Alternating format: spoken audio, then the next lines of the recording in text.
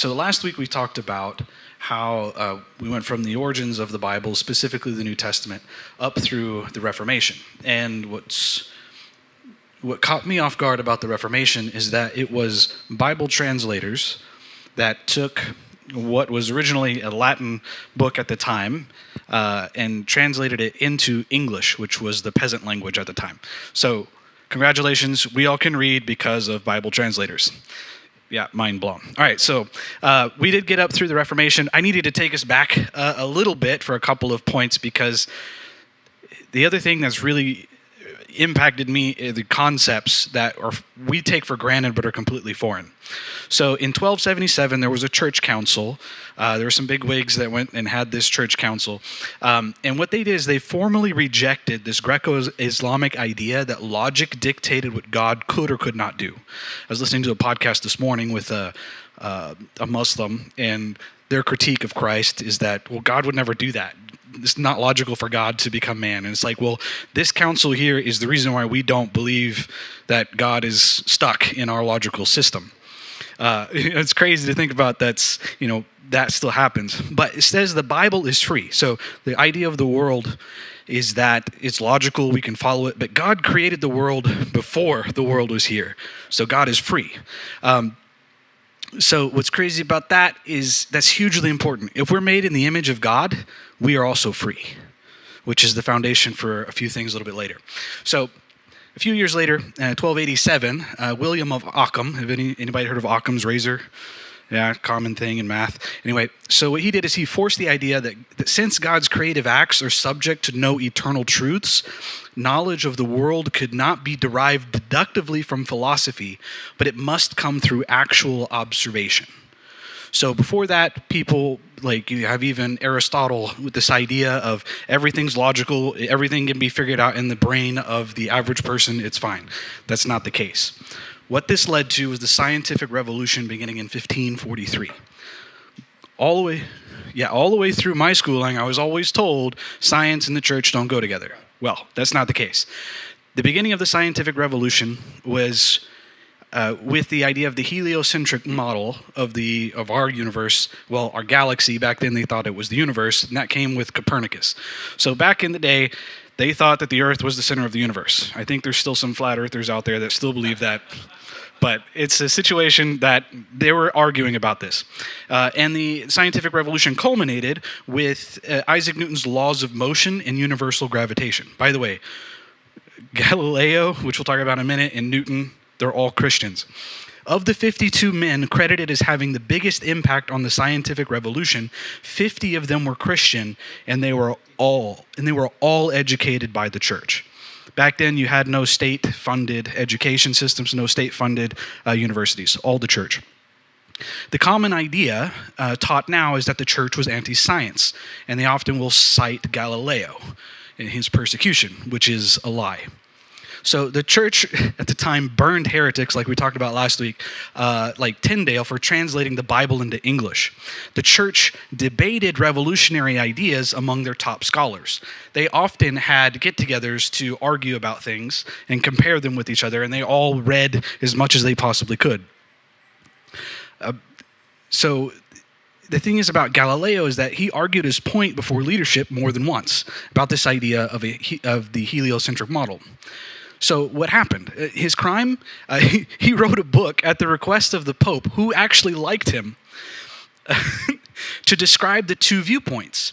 And he named, the problem though is that he basically sent the text message before having somebody read it, right? So he wrote this whole narrative, and it's a story about them arguing back and forth, and he accidentally named the person who believed that the earth was the center of the universe like a moron by accident, called him the simpleton, right? That did not go over well with the church at the time.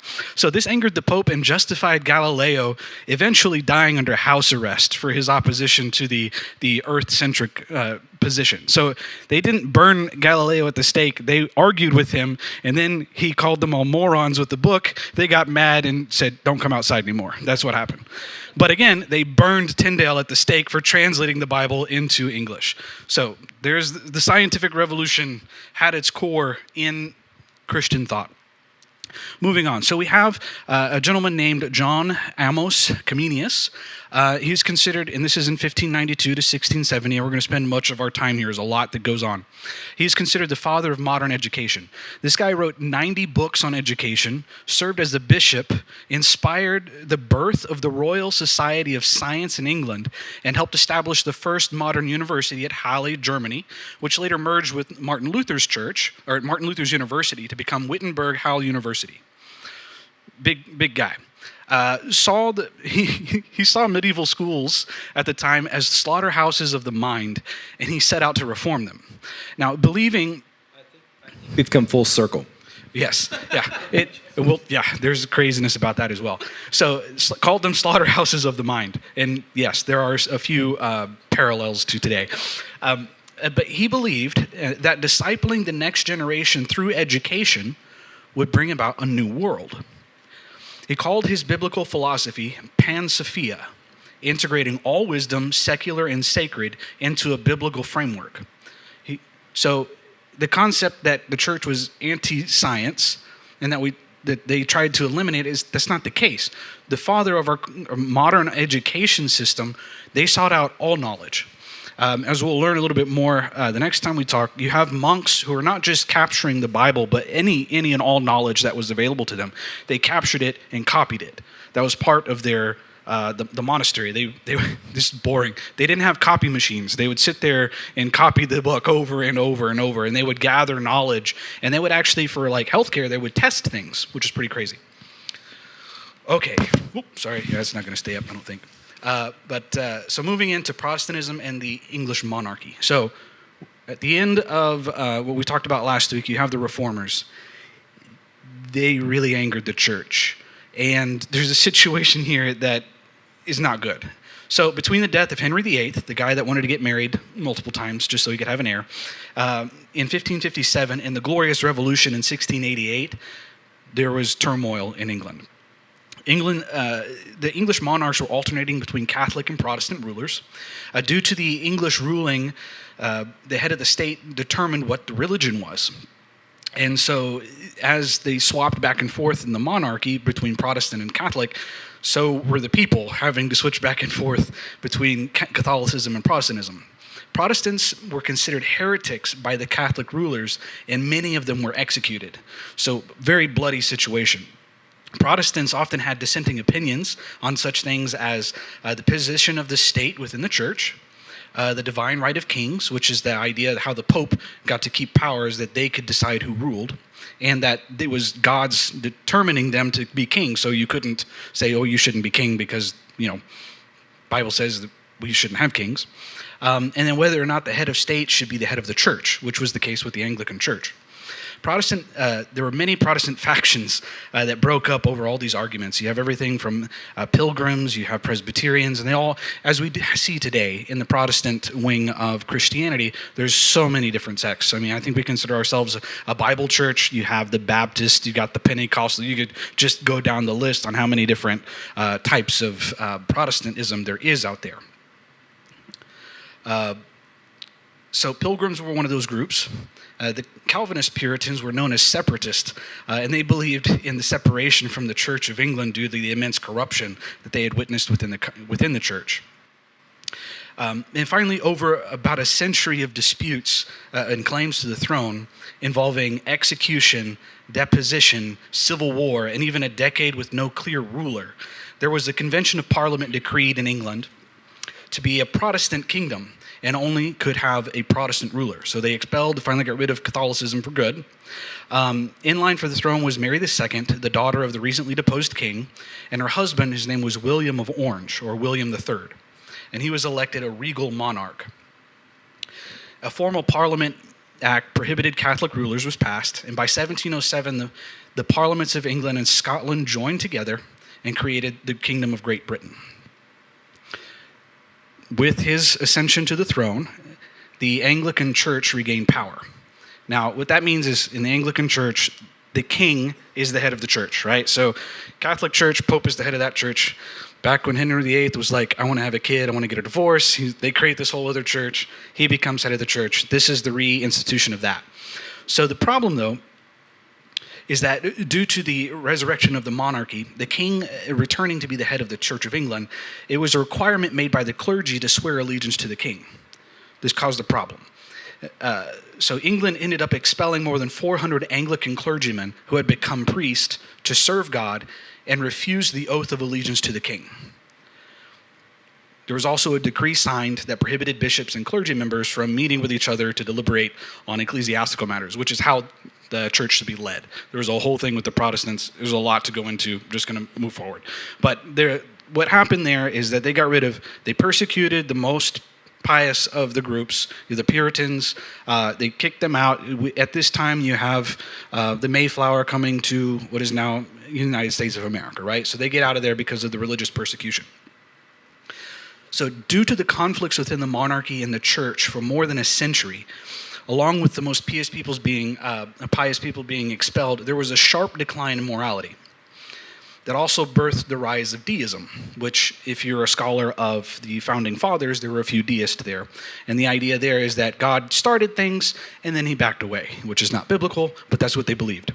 So deism progressed to rationalism to skepticism, on to atheism, and finally to cynicism, which leaves us in a place where England is doing really well in terms of economic power. So what happened here is England became the dominating force across the globe, but corruption returned to the church and the monarchy, and it darkened most aspects of English life. It's hard to explain how bad life in England was at this time. So this is end of the 1600s, beginning of the 1700s. In 1713, England had monopolized the slave trade through the treaty of a really hard word. It's in the notes. All right, I'm not going to try. So England monopolized the slave trade. The slave trade bred financial greed, brutalized masters and slaves' lives, and made labor undignified. I'm sure we've all been subject to media showing us what the slave trade was like and slavery, right? The Industrial Revolution was taking off at this point, but the same attitudes that slave traders had influenced many of the owners of the mines, factories, and mills in the treatment of their workers. Corruption spread like cancer. Nepotism, place-seeking, and bribery became the order of the day in politics, especially when it was election time. Again, parallels. All right. Laws are very much separated the rich from the poor. Laws are written to hand out the death penalty for petty crimes. Like if you stole something, you get hanged. It's crazy. All the while, the rich people dealt in bribes without prosecution. I wonder what they would have done if they found classified material. Also, this is another issue. Strong gin was everywhere. So they drank gin instead of beer in pubs, and it was more available than clean water at the time. Like, you want something to drink, they hand you a gin. It's like, okay. The inevitable evils of alcoholism followed, including poverty, violence, prostitution, and murder, even of children. The infant mortality rates were as high as 75% in some places, and that's mostly due to the cruelty of both men and women. Very dark time. John Wesley, born in 1703, dies in 1791. He was one of 19 children, and my wife and I were looking up this. A lot of people had a lot of kids back then, and maybe half of them made it to adulthood because of how hard it was back then. He was educated at Oxford. He and his brother Charles were deeply religious. And they helped the poor and downtrodden, even when their peers despised them for it, even at Oxford. So, like, they're studying under the church and helping people, and because of how corrupt the church was at the time, they despised them for that. I like this thought before Ryan goes into what John Wesley did. It said that, of course, his mother, 19 children, probably a lot of, that when she would spend time with the Lord, and you know, you're busy, the houses weren't huge, she would take her apron and she would put it over her head. And the children knew that when mom had that over her head, she was spending time with the Lord. And you can see how committed she was to prayer, and of course, two of her sons were mightily used by the Lord. Absolutely. So he and his brother both were ordained by the Church of England, and they made a mission trip over to the American colonies. I believe it was Savannah, Georgia, and the purpose was to convert the Native Americans there. On the way, there was a big storm, and the ship mast broke. I don't know if any of you watch like pirate shows or anything, and your whole life is like dependent on the mast of that ship to get you where you're going. In the storm, it breaks in half. Everybody's losing their mind except for this group of like really devout Christians who are singing hymns. Like that's very parallel to Jesus asleep in the hold of the ship and all the disciples freaking out, right? And this catches John Wesley's eye, all right? So that group was called the Moravians, I believe is how you pronounce that. It's in the notes. And they had a very deep faith. Upon his return to England, he sought them out and realized that he had become Christian in name only. So the church called them Christian because that was the state religion. You're an English person, you're Christian. That's just how it was. So during a service in which they discussed Martin Luther's commentary on Romans, he was very moved. He subsequently repented and gave his life to Jesus, legitimately. Due to the deep nature of his faith, many churches wouldn't even allow him to speak. So the Anglicans were like, nah, you're too fiery, stay out of the pulpit. His friend George Whitefield, who was very instrumental in the Great Awakening in the United States, instead convinced him to preach in the open air on the streets, which this guy's an ordained minister within the Anglican Church. You preach in churches. He didn't like it at first. But he did so for more than 50 years. The Anglican Church did not like him or his teachings at all, and he suffered much at the hands of the priests of the church. At first, the general public didn't like him either. And for the first 30 years, he narrowly escaped death numerous times. It talks about how he was the victim of a lot of crimes, but because the church and the state didn't like him very much, nobody would ever prosecute anybody who did anything to him. Despite this, he succeeded in bringing about the Great Awakening in England. And he converted thousands and established the Methodist faith. So he would be out preaching on the streets. Originally, people got angry at him because they wanted to do their thing. By the end of his speeches, there's many accounts of people taking their hats off and kneeling and crying because of the message that he had brought to the streets. So it's hard to understate the impact of John Wesley upon England. Here's a few. His influence is responsible for the emancipation of the industrial worker, factory schools, ragged schools, the humanitization of the prison system, the reform of the penal code, the formation of the Salvation Army, the Religious Tract Society, the Pastoral Aid Society, the London City Mission, Mueller's Homes, Fagin's Homes, the National Children's Homes and Orphanages, the forming of evening classes and polytechnics, Agnes Weston's Soldiers and Sailors Rest, the YMCA, Barnardo's Homes, the NSPCC, the Boy Scouts, the Girl Guides, the Royal Society for the Prevention of Cruelty, and many, many more. So he had a massive impact on England at the time. So, moving on. This part, when I first heard about this, they talked about this on the podcast that caught my attention. No one ever told me this. And I don't think they even teach this in Western schools. But at this point, the British Empire was growing in power thanks to its superior technology, trade, and the colonies. The East India Company had established control over India, which is where the author of the book is from. And the slave trade was still in full swing. Both the initial wave of British rulers of India and the slave trade were run by the unscrupulous, greedy riffraff of the British Empire, looking to make as much money as possible. So, on the scene steps a man named William Wilberforce, born in 1759. He became a member of the House of Commons in 1780, a rather young man at the time. He became a Christian in 1785 while on holiday and reading and discussing a book with a friend of his. He developed a deep faith that greatly changed his approach to public life. He even says that he thought about going into the ministry at the time, but was convinced by John Newton, who had previously been a slave trader but converted to Christianity. John Newton is the man who wrote Amazing Grace. Yep. So he convinced him to stay and work through the the state system. It also says that he read his Bible every day. In steps Charles Grant. This man went to India, just like the rest of the riffraff, to go make some money. And while he was there, he saw a great famine. So India at the time was ruled by the caste system of Hinduism, and you also had Muslims there as well who were ruling. And the caste system states that because of karma, wherever you were born, however you were born, you stay in that caste system and you live that out in hopes of changing your karma in the next life. They didn't take care of the poor at all.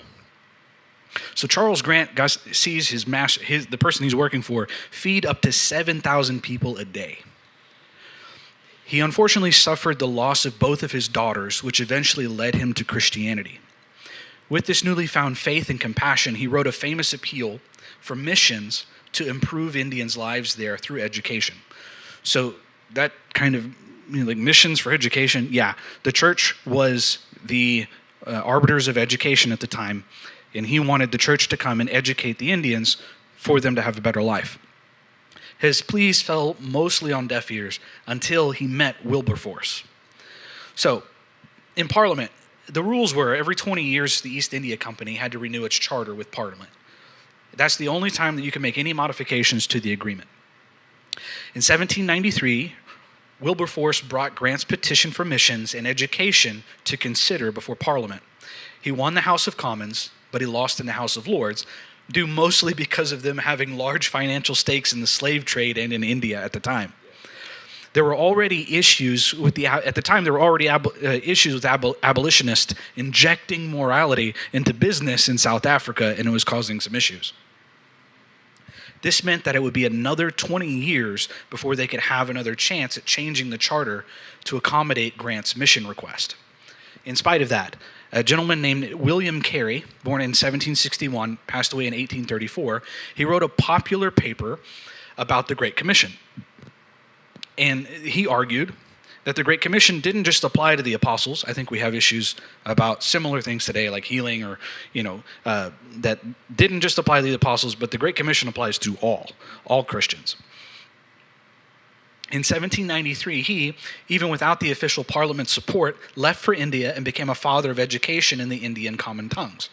He translated the Bible into many vernacular languages in India. So back in Parliament again, 20 years later, 1813, Grant and Wilberforce won the hearts and minds of the Houses of Parliament, and they secured a change to the charter. The East India Company would have to invest 100,000 rupees annually from its profits to educate Indians.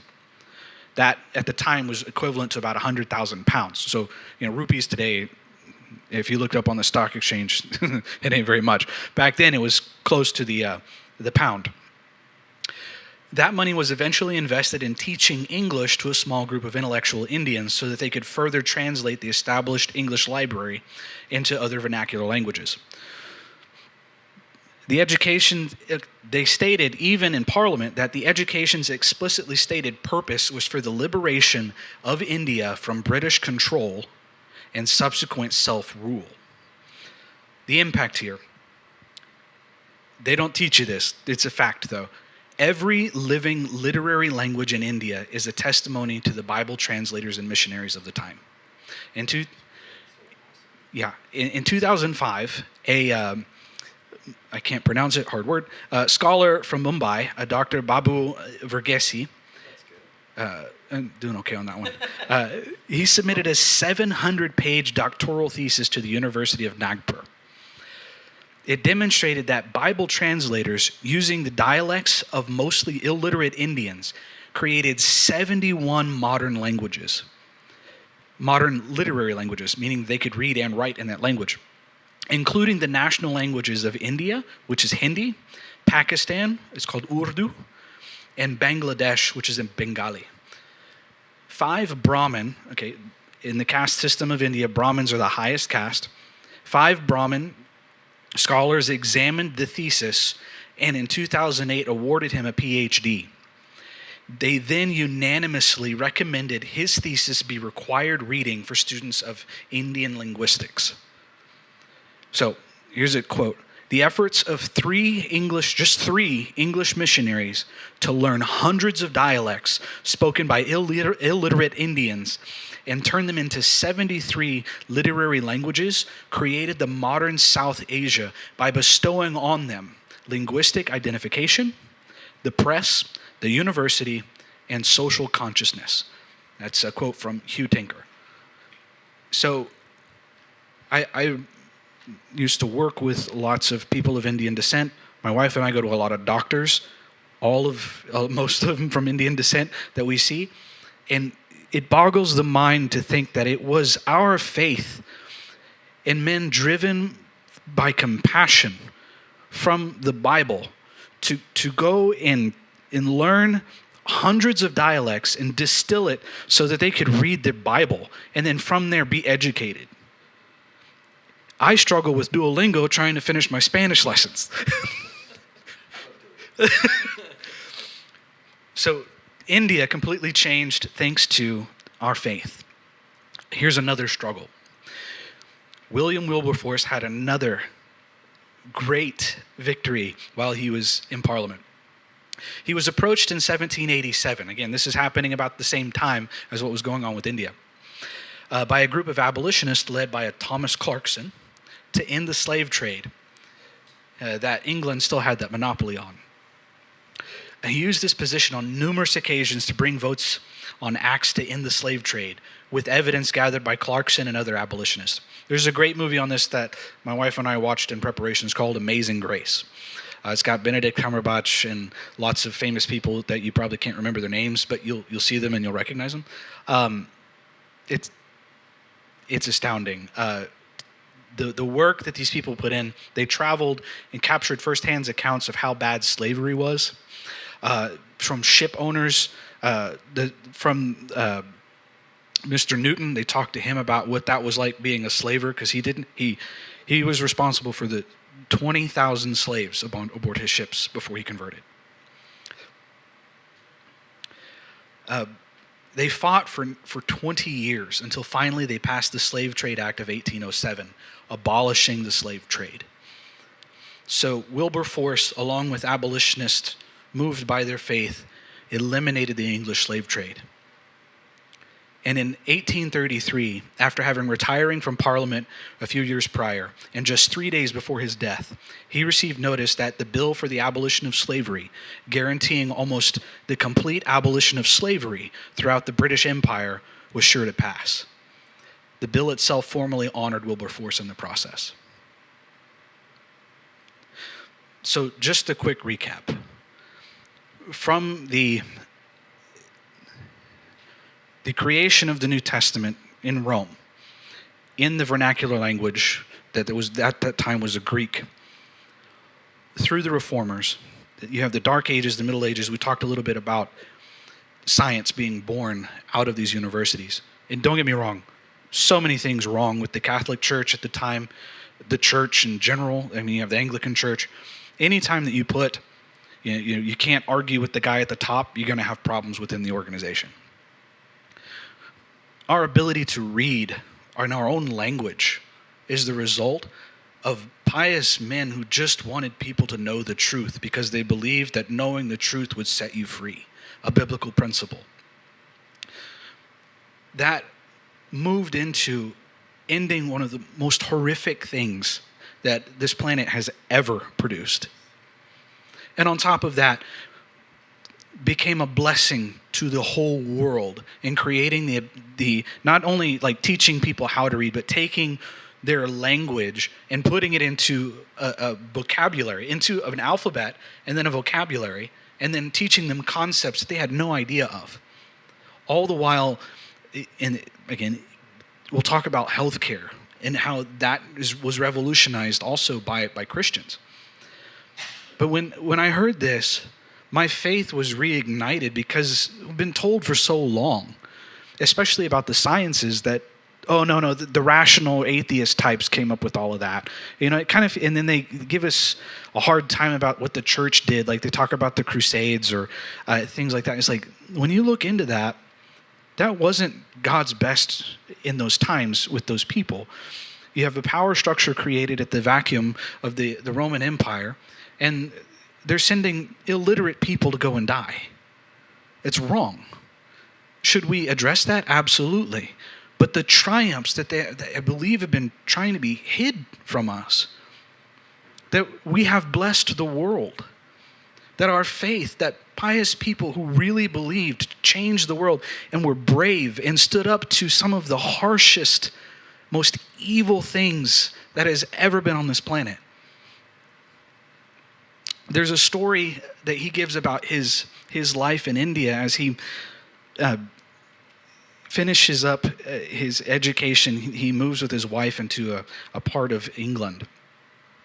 Not England, a part of India that was heavily populated by the lowest caste, the untouchables. He worked with them on many occasions. One in particular is that there was a hailstorm that happened in the area there. He was in the hospital at the time, and there was a hailstorm. And he went out and started working with the community to gather funds to bring relief to the lowest caste system. And he was told repeatedly by the government, says, no, you can't bring relief. That's our job. You can't do that. You don't do that. And he's, okay, we won't bring relief. We'll just give.